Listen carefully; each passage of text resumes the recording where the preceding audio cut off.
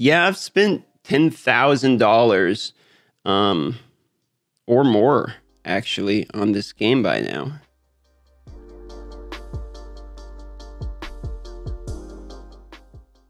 Man, the real problem though is like I don't have more room. How am I going to open more shards?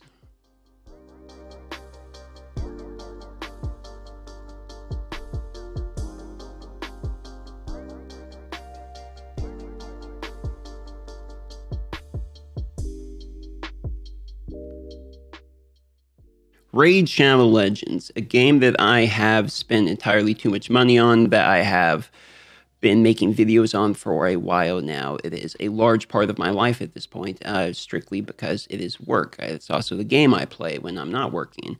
It's what I edit every day. It's what I make videos on, what I talk to people about. It's what I live stream. I have been living, breathing Raid Shadow Legends in order to survive for a minimum of the last 6 months.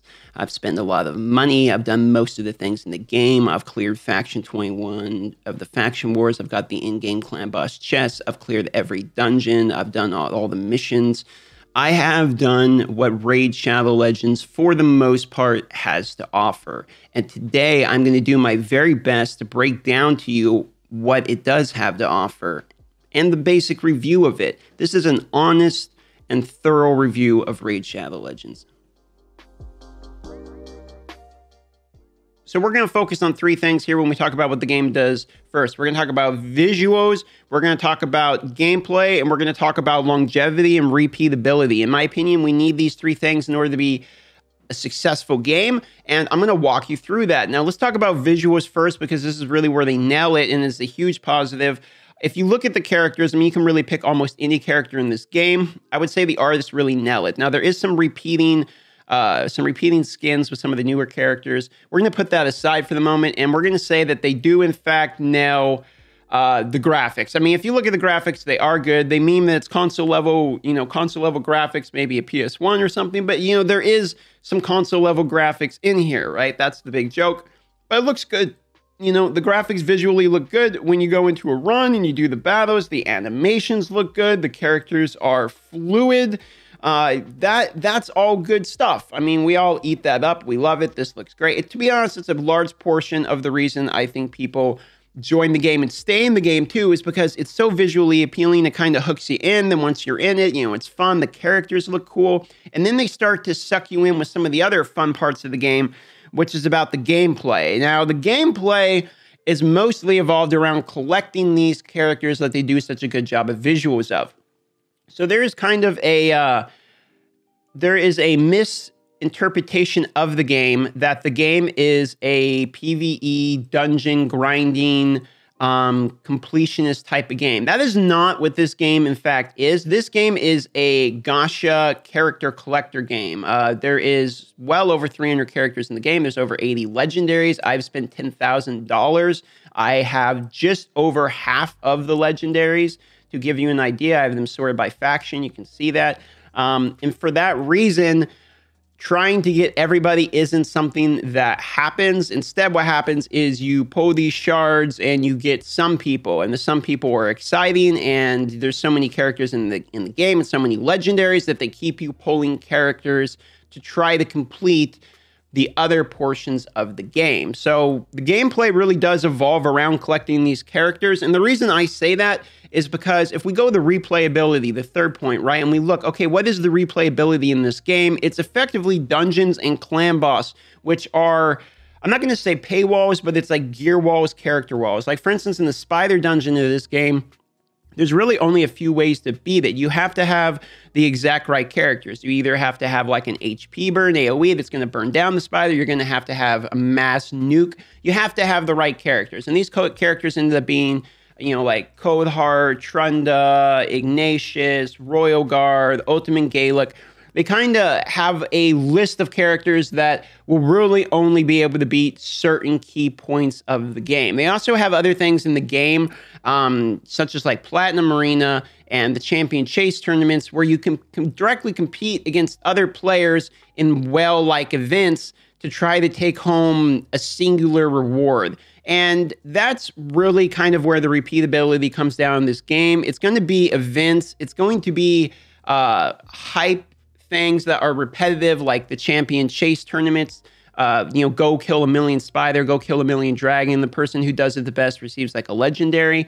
And for the most part, that's where they evolve around their repeatability in the game. They evolves around focusing the community upon one narrow aspect of the game in order to drive content and, in my opinion, keep people from getting bored, because we do have a lack of new content driven quickly. Okay, so let's wrap up the good points here. So I want to kind of give some final points about why the game is good and why people like it before we really get into some of the negatives. It's visuals. The visuals are stunning. The character collection is very appealing. When you open shards, it is very fun. People will just watch me open shards, and that's part of the reason this channel grew, strictly because it's fun to do. When you do get a good legendary, you feel great. When you don't pull anything, you feel terrible. You kind of get that casino feeling built into a game, and it's kind of built around a game is what I should say. So let's go ahead and move more into the issues and struggles Raid Shadow Legends may have as it progresses, and kind of more the heart and the honesty that I'm sure people are going to want to see in this review.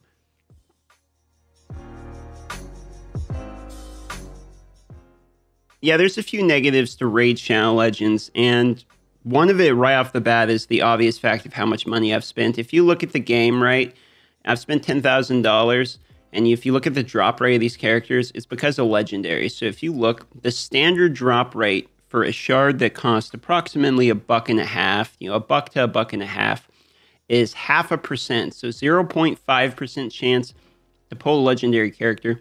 There's over 80 different legendary characters. And out of those legendary characters, the ones that are really like the ones you want, there's probably less than 20 of them that you're really trying to pull in the top tier. And for that reason, it's basically a 25% chance on top of an 0.5% chance every time you pull a shard to pull really a character that matters.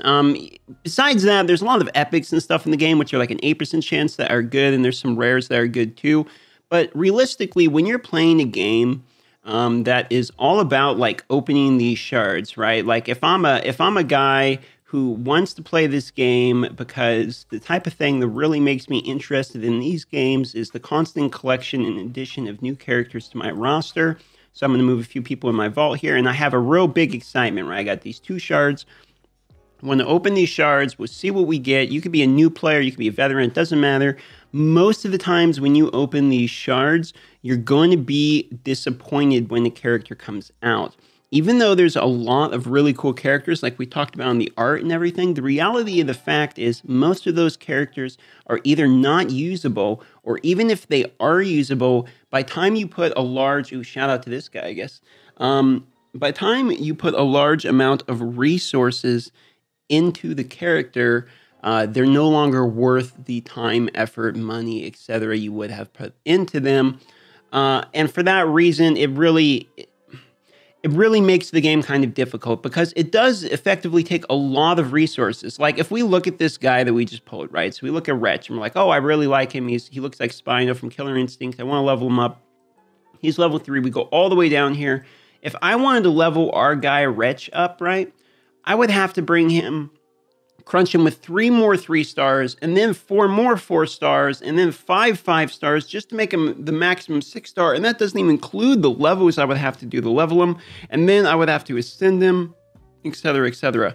So one of the negatives, besides trying to pull the characters you actually want, is once you do actually get the character, it does take a large amount of resources to get the character even usable. For that reason, it's very difficult to tell which characters are good. For instance, I have a legendary I leveled up all the way and maxed out, Mashald, just because I wanted to find out if he's good or not. Because here's another problem with the game.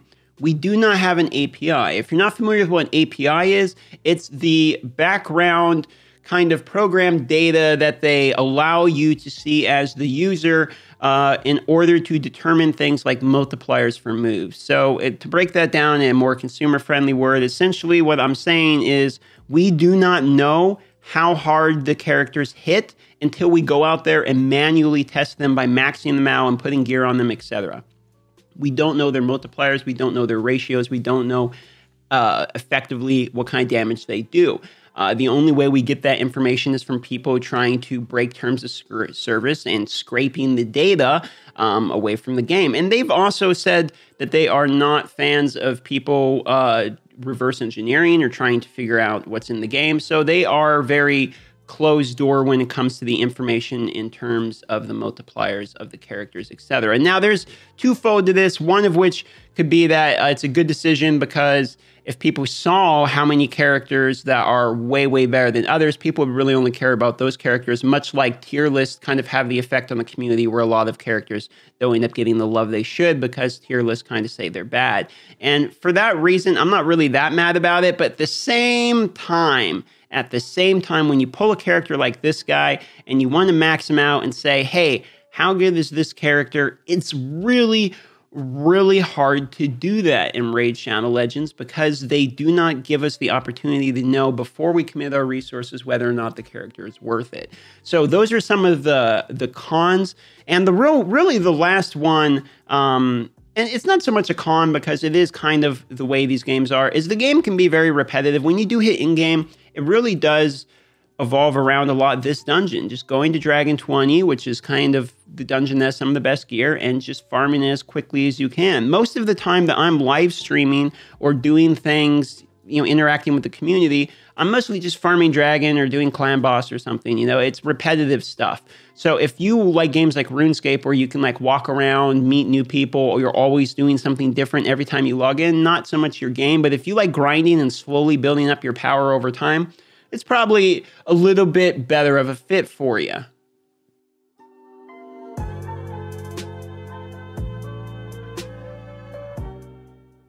In conclusion, I really think it's quite simple.